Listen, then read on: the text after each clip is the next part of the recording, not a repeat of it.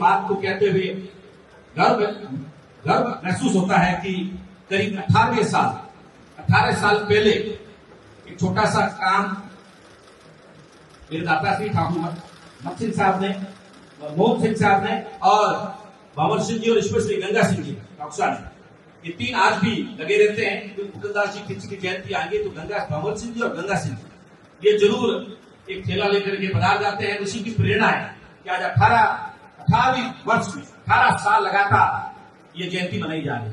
साथियों, इसका इसलिए जरूरी है कि हमारे नई पीढ़ी को, स्पेशली मैं युवाओं को अपील करता हूं, आप सीखिए, आप समझिए, ये आर्थिक युग है।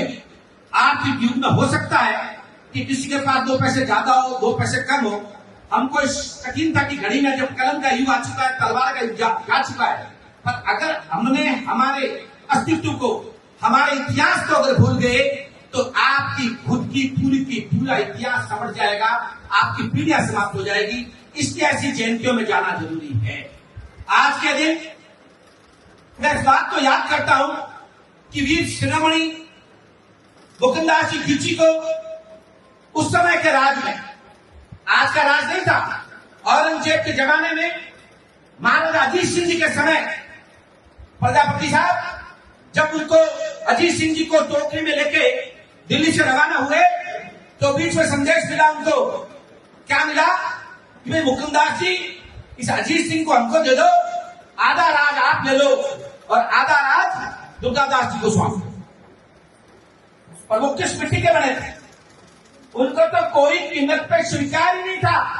आज हालत यह है कि मैंने भाई पे केस कर रही है, भाई से लड़ रहा है, पहले जमाता जी की कौन कर रहा है, इस बात पर हट आ रही है। और वो वीर जिसने आधा राज मारवाड़ का ठुकरा दिया और कहा नहीं, हमें तो प्यारा है तो मारवाड़ का राजा।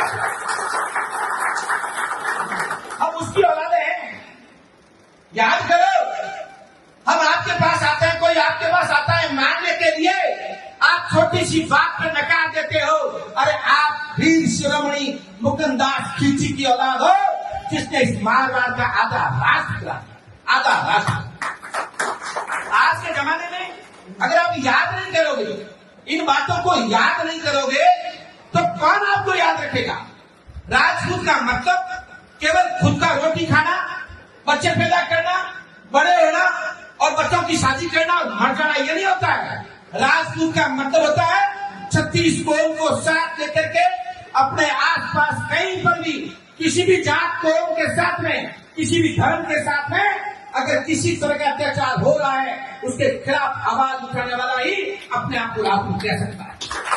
केवल जातिवाद की बात करने से कुछ नहीं होता है। अपने जमाने में भगवान ने हमको जन्म दिया कि हम कुछ करेंगे, हमारे रगों में वो खून दौड़ रहा है। यही नहीं, मैं प्रोफेसर साहब का ध्यान आकर्षित करना चाहता हूं। इतना ही नहीं, प्रोफेसर साहब हमारे जो जोधपुर फोर्ट है, जोधपुर किले के बाद जो गणेश जी का मूर्ति लगी हुई है, गणेश जी की मूर्ति के ऊपर दुर्गादास जी खिची की बहुत बड़ी छतरी बनी हुई है, करीब 12 फीट हाइट की। वो दुर्गादास जी खिची नारवा के रहने वाले थे।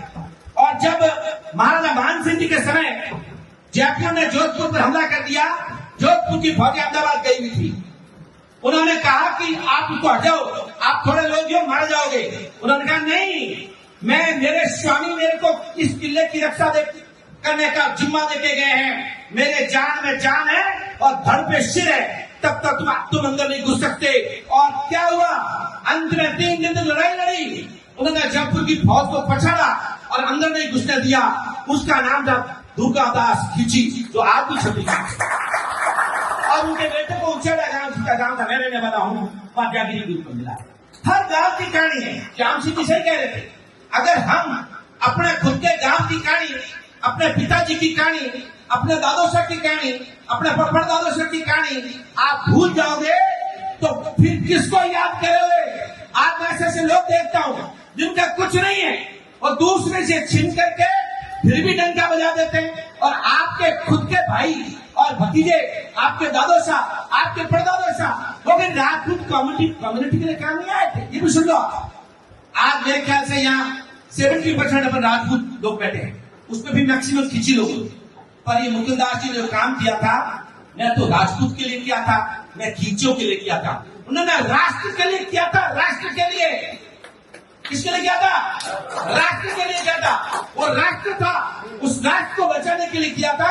इसलिए हम सबको गर्व है कि हम ऐसे महापुरुष के घर में पैदा हुए हैं। साथियों, मेरी तो आपसे विनम्र अपील है, जमाना बदल चुका है और आप अगर आपस में एक दूसरे की ईर्ष्या करते रहे और अपने भाई की मदद नहीं करी, अपने लोगों की मदद नहीं करी, भाई का मतलब है आपके साथ रहने वाला कोई व्यक्ति हो, किसी जात का हो, किसी कौम का हो, किसी धर्म का हो। जमाना बदल चुका है, जगह जगह से मार खानी पड़ रही है। अगर आपने सही आदमी का चयन नहीं किया तो आप खुद देख सकते हो आपकी स्थितियां क्या जा चुकी है।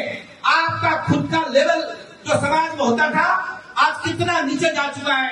इन सब से अगर रक्षा करनी है तो हमें इन महापुरुषों से प्रेरणा लेते हुए हम सबको एक होकर के हमारा देश अमर रहे, हमारा देश पूरे विश्व में किस तरीके से अग्रणी छोर पे रहे, उसके लिए आप सबका अग्रणी रहना जरूरी है।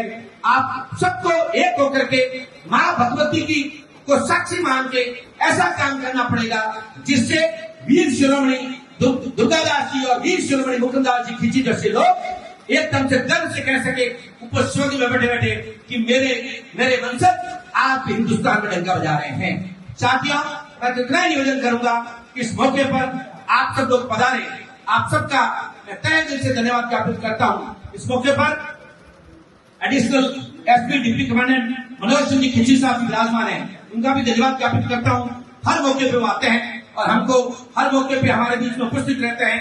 और अभी अभी आपने वॉलंटरी रिटायरमेंट भी ले लिया है, तो भी आपको धन्यवाद देते हैं। उम्मीद करता हूँ कि आप जैसे लोगों के हाथ में अब ये कमान संभालनी चाहिए ताकि हम इसको वृद्ध रूप में, अच्छे रूप में आगे ले जाने के रूप में, और हम ये कतई नहीं चाहते कि हमारी पीढ़ियां गलत रास्ते पर चले। हम ये चाहते हैं कि हम आगे चल के हमारी पीढ़ियां, हमारा समाज, हमारा क्षत्रिय समाज और छत्तीस को मिलकर के इस देश को अग्रणी क्षेत्र में लाके खड़ा करें, इस प्रदेश को हिंदुस्तान का एक प्रदेश कैसे बनाएं। इन्हीं आशाओं के साथ धन्यवाद। जय हिंद।